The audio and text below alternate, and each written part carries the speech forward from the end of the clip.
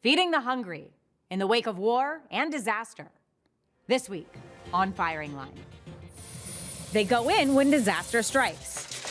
Natural disasters like the hurricane that devastated North Carolina, or man-made ones like the wars in Ukraine and in Gaza. We go to hurricanes and earthquakes. It's dangerous. Obviously, war zones is a next level. Jose Andres was already an award-winning chef when he founded World Central Kitchen in 2010 after the earthquake in Haiti. Before leaving office, President Biden awarded him the Presidential Medal of Freedom. Last year, the organization suffered its own disaster when 7 of its workers were killed by an Israeli airstrike while delivering food relief in Gaza. Somi Franco, our beloved Somi. She was the living, breathing, smiling heart of everything we did in the field. Andres appeared on this program in 2019 and was critical of then President Trump. My main issue with President Trump is I am an immigrant. We have undocumented more than 11 million, making America run. The big lie is not recognizing that.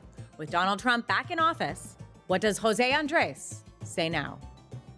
Firing Line with Margaret Hoover is made possible in part by Robert Granieri, Vanessa and Henry Cornell, the Fairweather Foundation, Peter and Mary Calico, Cliff and Laurel Asnas, the Meadowlark Foundation, the Beth and Ravenel Curry Foundation, and by the following.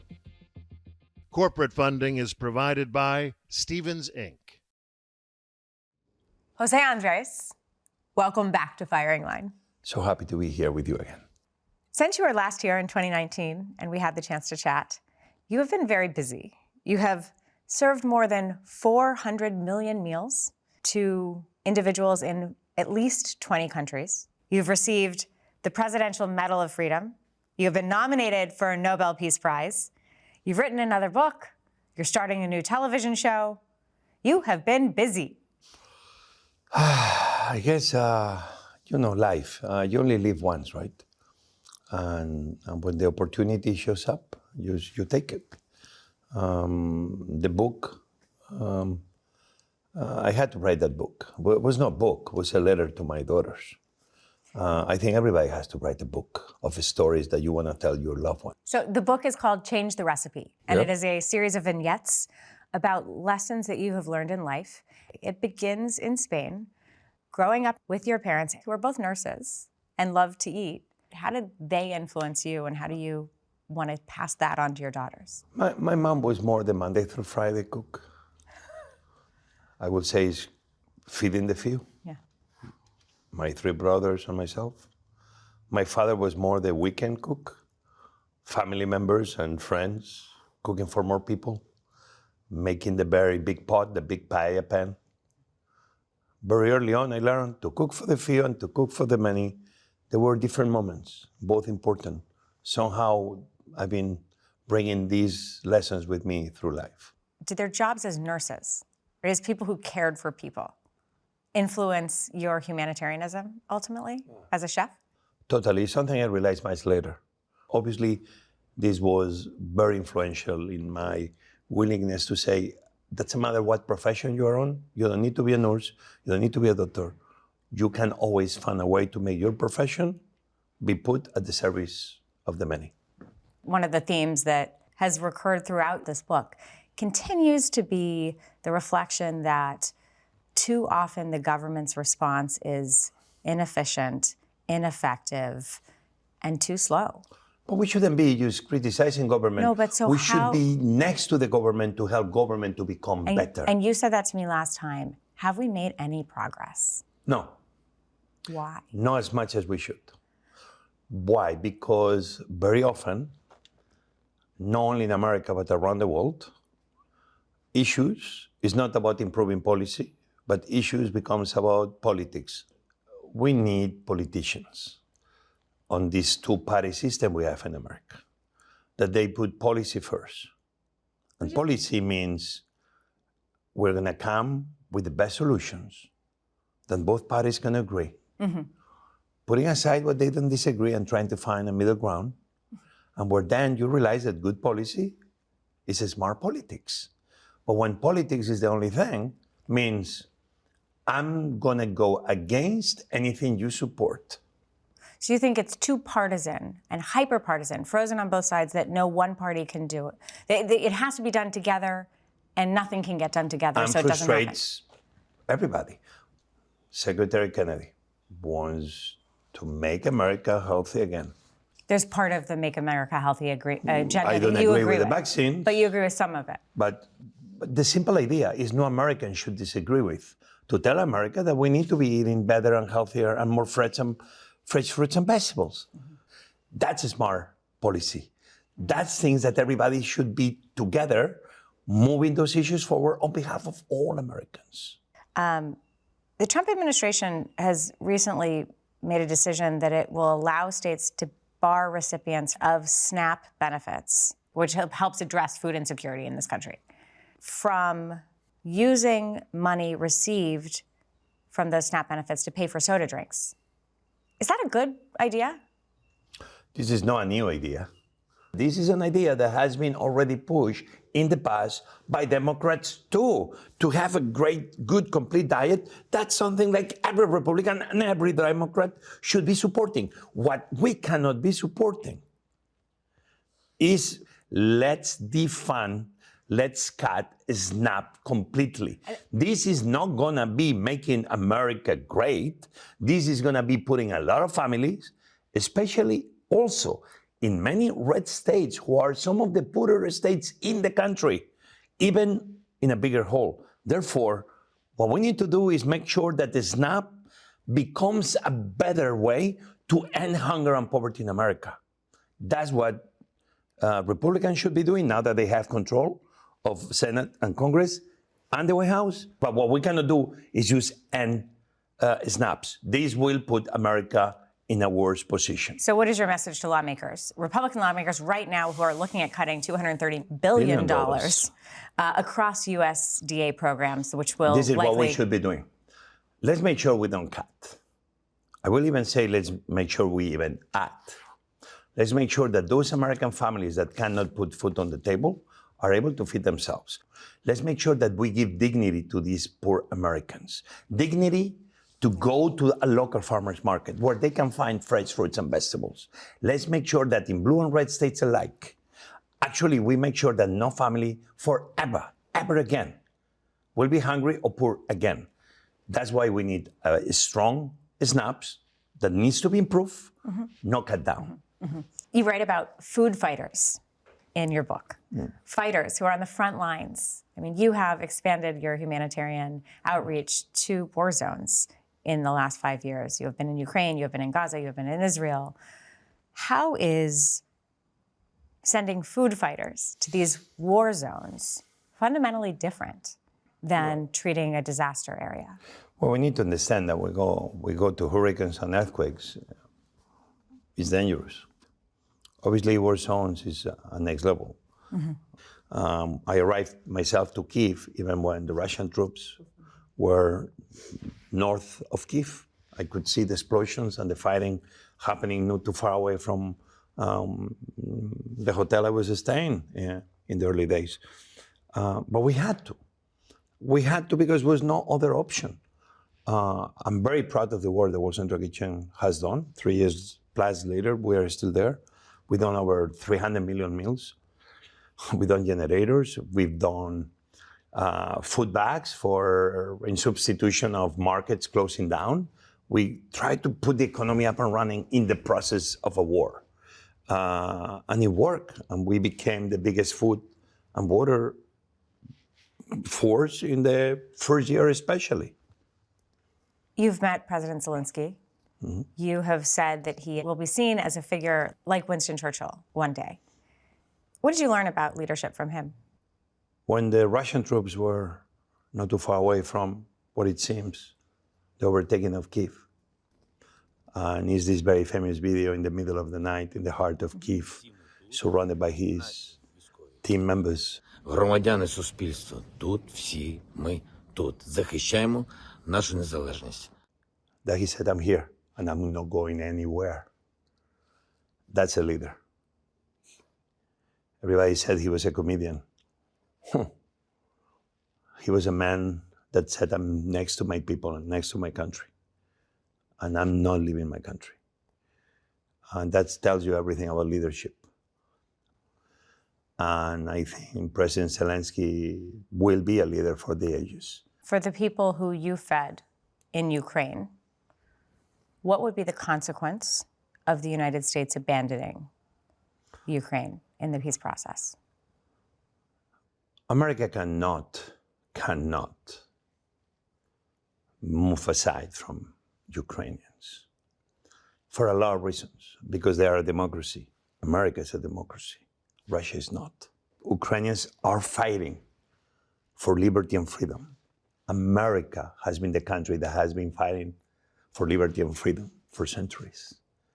That's why America cannot be forgetting Ukraine.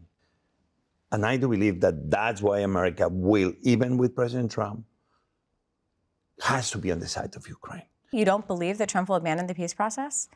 I think that President Trump must change course, and I support his willingness to achieve peace, but he has to achieve peace on the side of Ukraine. We cannot let the aggressor, the bully, be the winner. Bullies cannot win. That's why I hope that America, President Trump, will achieve peace between Ukraine and Russia. But I hope they will achieve peace sitting on the same side of the table next to the Ukrainian President Zelensky.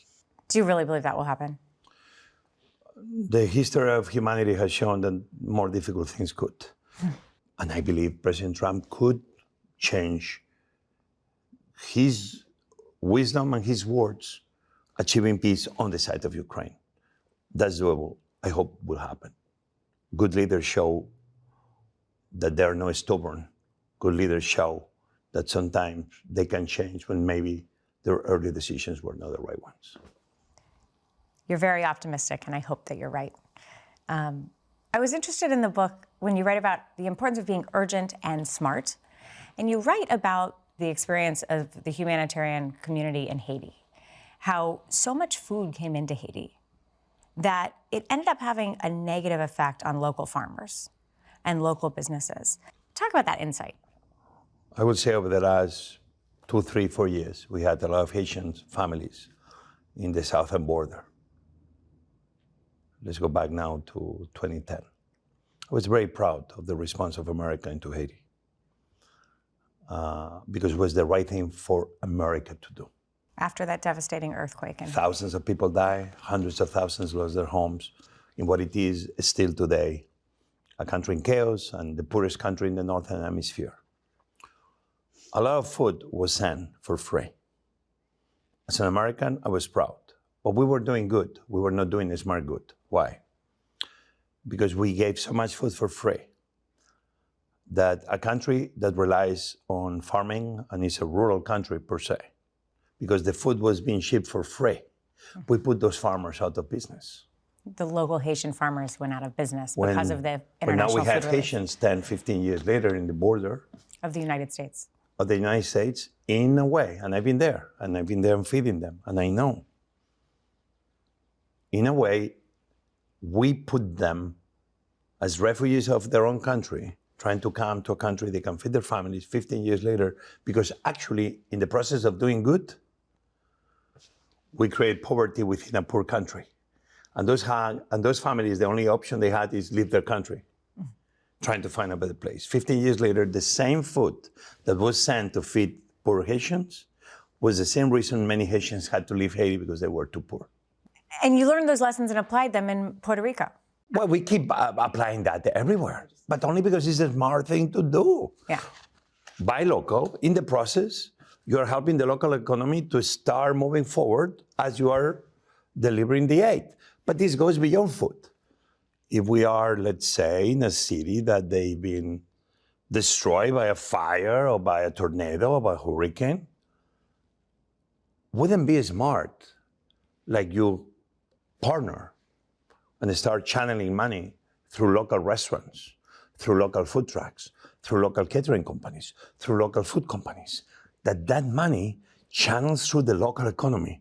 All of a sudden, you create thousands of jobs, not by people that come from overseas or other states, but locally. That should be the way forward in emergencies in America and around the world. Americans are the most giving country in the history of mankind. But I think America wants not to throw money at the problem, but invest in the solutions. Doing good is okay. But today, in the 21st century, we must do a smart good. We need to give in our philanthropy dollars in the same way we invest our money for profit. Yeah. Needs to be a return on the investment. How do you know it's a return on investment? We can give money forever for free, but if everybody is always hungry, we're not doing a good job. How can we give our money that actually people are lifted up from poverty, or lifted up from hunger in America and overseas? That's why everybody should put a bigger thought in how we give our philanthropy dollars. In 1999, on the original program that was hosted by William F. Buckley Jr., Firing Line, he hosted the former Secretary of the Treasury, whose name was Bill Simon. And they had a conversation about philanthropy. They were reviewing a proposal from George W. Bush that we should use federal dollars to help fund private charities. I think it would hurt charitable giving because people would say, well, if government's giving to it, I'm not going to. If government's going to run it, we know how inefficient it's going to be. And so I shouldn't do it. And so we ought to keep government out of that area. They're in enough areas. Let them mind their own business for once. What do you think? World Central Kitchen is like a startup. We are not claiming we are good at everything. We're only saying that we believe we are the best at emergencies. What FEMA does, we believe we can do better. We can bring food and water quick and faster using local resources. So what I'm only saying is that at the times that there may be NGOs that they're doing a very good job in very specific areas, I do believe the government should be there to support those NGOs. So anything on those lines, adapting that to the 21st century is something obviously I will support exploring. We have seen the Trump administration come in with Elon Musk as Trump's deputy, slashing the budget to USAID, which provides funding and food assistance to countries around the world. Have you begun to see the impact of these cuts in your humanitarian work abroad? Yeah, the hunger in countries like Sudan issues of a magnitude we are not even able to be aware in many other countries. Because of USAID cuts? Yeah, totally. And indirectly understanding that the cuttings on the USAID aid directly is gonna negatively impact farmers in America that sell that food to USAID, that USAID ships abroad.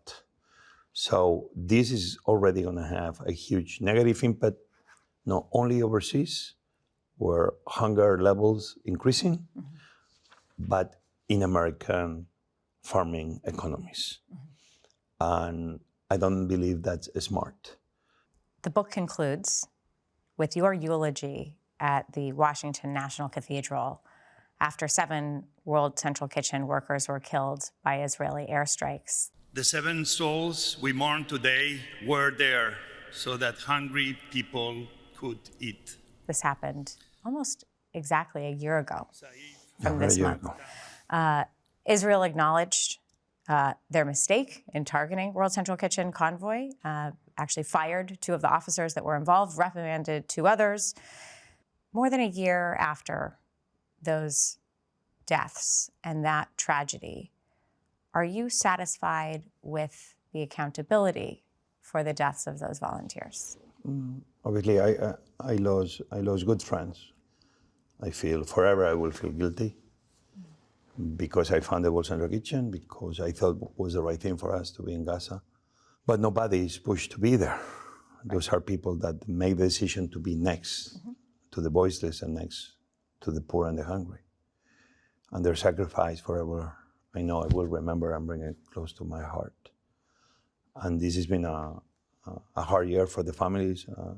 Me personally, it's been a hard year for obvious reasons. So I take and I feel responsible for what happened.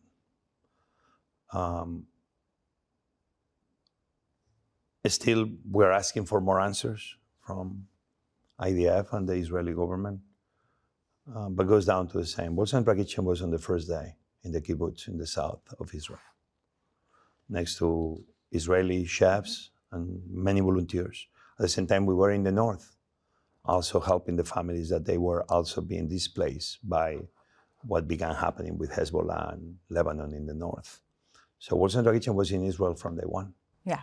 At the same time, from day one, we were in Gaza. Why? Because it was the right thing to do. Many people say, why are you in Israel? Other people say, why are you in Gaza? Because we believe in longer tables. We are next to the people that need our help. And I will say any country is attacked by a terrorist, offshore has the right to defend themselves. What happened by Hamas was despicable. This is obvious. At the same time, what's happening to civilians, humanitarians, and press in Gaza, that's not right either. Cannot be happening. We need to be building longer tables. We need to do a ceasefire. We need to make sure the hostages are released. We need to make sure that the men, the women, the children, who has nothing to do with terrorism, which is the vast majority, are being fed. Humanitarian aid must continue. The bad deeds of the very few cannot be put on the shoulders of the many. Did losing workers in Gaza cause you to reflect on any of the criticisms that you received about the security and safety of some of the workers that were there? The only way we will be any safer is if we wouldn't be there. But if we want to solve the problems of the world and we want to be next to the voiceless of the world, with that will There are always risks. certain level of risk go alongside. You're a proud immigrant. And during the first Trump administration, you were extremely outspoken about President Trump's tone and rhetoric to immigrants to this country. Now that Trump is back in office, there is a fellow Marylander, Kilmer Obrego Garcia, who is an immigrant who was living in your home state of Maryland, who was married to a U.S. citizen, who was working legally in the United States, and who was deported back to El Salvador without due process, where he's being detained at a facility called the Center for Terrorism Confinement. A federal judge has accused the Trump administration of, quote, willful and intentional noncompliance with court orders in the case. How do you think about this current moment and how the Trump administration in its second term is approaching these sensitive issues of immigration? Well, I think if something America should be proud is the rule of law. It's to understanding that we have laws that we all must follow. A country like America must have due process. Cannot be that people in America's soil disappear in the middle of the night to a faraway country without knowing where they've been, without having an option to call a lawyer, without having an option to understand what really happens. And mistakes will happen. Therefore, I do believe that every person in America should have certain rights. And I want to remind this to all Americans born. But when you become as an immigrant in America, they tell you to become American doesn't mean that you go to vote every 4 years and express your voice through a vote, but means participating every single day in creating a better union, in creating a better America. And that's what we all should be doing. Agreeing, disagreeing respectfully with each other, but always trying to learn from each other. You say at the end of the book, we need everyone involved in democracy. How should Americans be involved in democracy right now? You do it not by putting away those who doesn't think like you, but trying to change your brain and trying to understand that those don't think like you doesn't mean they're your enemies, but maybe people that bring a very smart way to see things, a different way to see things you can learn from, and hopefully things they will learn from you too. And in the process, we create a better system. We improve little by little the things that don't work. America is far away from a perfect country, like every other country in the world. If there is a perfect place where it's red or it's blue, please tell me, because I would love to go. But there is no perfection. What it is people willing to work together to solve the challenges and issues we face, to then come back every morning with hope, looking at the horizon with hope, knowing that beyond the horizon is always a better tomorrow.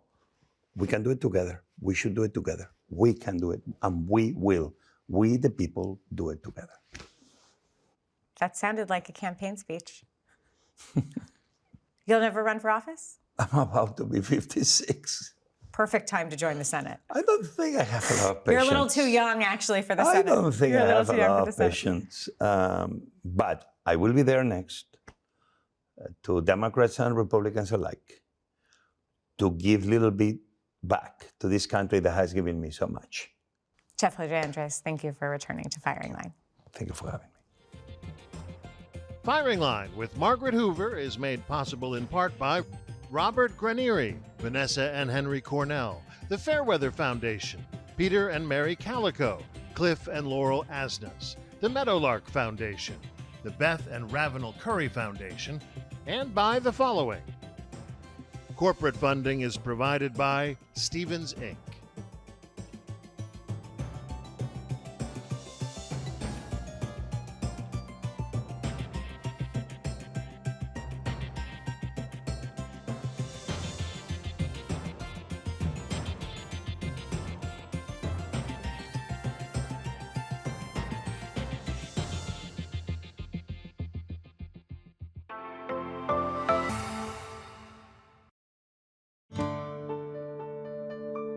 You're watching PBS.